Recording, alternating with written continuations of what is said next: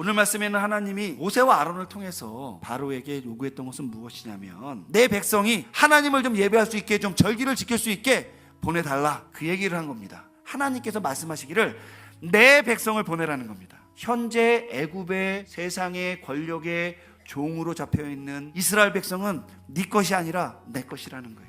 여기 앉아있는 여러 성도들 여러분들은 여러분들에게 돈을 주고 여러분들에게 많은 것을 주는 그 사람들의 것이 아니라 하나님 거라는 거예요. 바로가 뭐라고 얘기했냐? 그들이 게으름으로 소리질러 이르기를 우리가 가서 우리 하나님께 제사를 드리자 하나니 그 사람들의 노동을 무겁게 함으로 수고롭게 하여 그들로 거짓말을 듣지 않게 만들어야겠다라고 얘기합니다. 여러분, 바로는 모세와 아론의 요구를 통해 자신이 도전받는다고 생각을 한 거예요.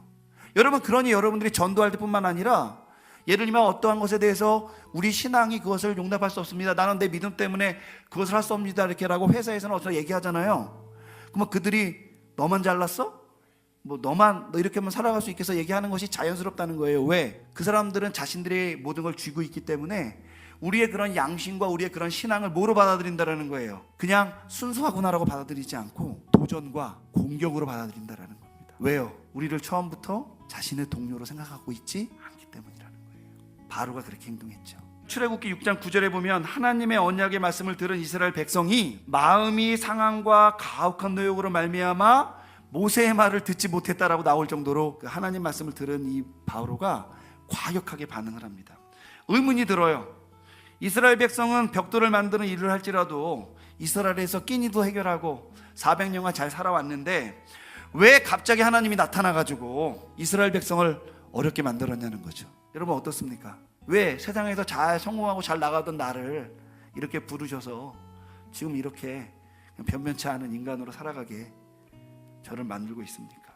이전에는 고난이 아니었는데 그것이 고난되게 하십니까? 그 이유는 한마디로 대답을 하자면 우리로 하여금 진리를 알게 하고 그 진리로 인해 더 이상 노예와 속박에 있는 자리에 머무르는 것이 아니라 하나님과 함께, 예수님과 함께 진리 가운데 자유로운 삶을 살도록 부르셨다는 거예요. 할렐루야! 우리가 예수가 진리인 것을 알고 하나님 우리의 아버지인 것을 알고 내가 그것을 의지하여 이 자리에 나와 있다면 우리는 더 이상 애굽의 종이 아니고 죄의 종이 아니라 진정한 자유자인 것을 여러분들이 믿어야 할 것입니다. 이스라엘 백성들이 어째서 갑자기 바로가 집을 주지 않고 그 노역을 우리에게 그대로 줘서 그 일을 감당하게 했는가 너무너무 궁금하니까 바로에게 찾아가서 물어봅니다. 그 내용의 답변이 뭐였냐면 너희들이 하나님을 바로 믿겠다 했던 그것 때문에 내가 너희를 핍박한다라는 말이 돌아왔다라는 거죠.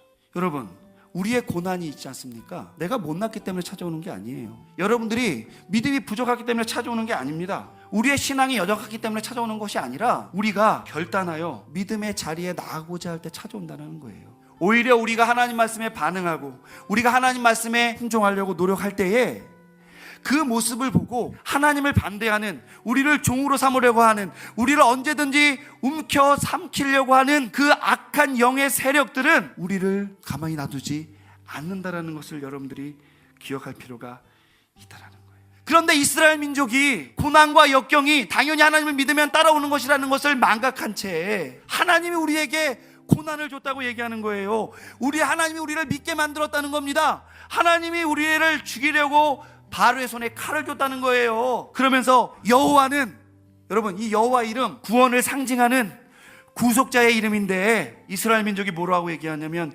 여호와는 너희 모세와 아론을 살피시고 판단하기를 원하노라. 이거는 심판의 말이에요. 쉽게 말하면 저주하는 겁니다. 그런데 하나님 있잖아요, 자신이 보낸 사자들이 저주에, 그것도 자신이 구원의 이름으로 주신 그 이름으로 저주를 퍼부을 때조차도요 화내지 않으셨다는 거예요. 왜냐하면 하나님은 이제 자신의 백성이 어떠한 반응을 보이든, 자신의 백성이 어떠한 모습을 갖든, 자신의 백성이 어떠한 처지에 놓여 있든 간에 상관하지 않으시겠다는 겁니다. 오직 자신의 이름, 자신의 영광, 자신의 나라를 위해서 이스라엘 민족을 부르시고 우리를 부르시기로 결정하셨기 때문입니다. 6장 1절에 보니 이렇게 말씀하십니다. 여호와께서 모세에게 이르시되 이제 내가 바로에게 하는 일을 내가 보리라. 강한 손으로 말미암아 바로가 그들을 보내리라. 강한 손으로 말미암아 바로가 그들을 그의 땅에서 쫓아내리라. 하나님께서는 이 자신의 약속을 10가지 재앙을 통해서 바로를 끝내 굴복시킴으로 자신의 약속을 성취하셨습니다. 여러분, 우리의 형편과 상황과 아무 상관없이, 여러분들이 어떠한 반응을 하고 어떤 불평을 하고 어떠한 처지에 놓여 있고 상관없이 때가 참에 자신의 아들을 이 땅에 보내셔서 자신의 백성 삼으실 자들을 부르신 것입니다. 우리 주님은 10가지 재앙을 베풀면서 다음과 같은 말씀을 반복합니다. 내가 여호와인 줄 알리라. 내가 너희의 구원자일 줄 알리라. 이 세상에 있는 많은 너희들을 핍박하는 자들에게 오직 나 하나님만이 너희의 구원자여 너희를 끝까지 책임지실 분인 것을 드러내리라 말씀하신 겁니다. 그 신앙을 붙잡고 살아갈 때만이 우리가 하루하루 닥쳐오는 많은 어려움과 고난 가운데 넘어지지 않을 수 있는 겁니다. 내가 아니라 그 하나님이 자신의 백성으로 삼은 우리가 우리의 삶을 통해 하나님의 자녀답게 천국 시민권을 가진 자답게 이 땅의 각자의 자리에서 살아가야 됨을 여러분 잊지 말기를 주님의 이름으로 축원드립니다.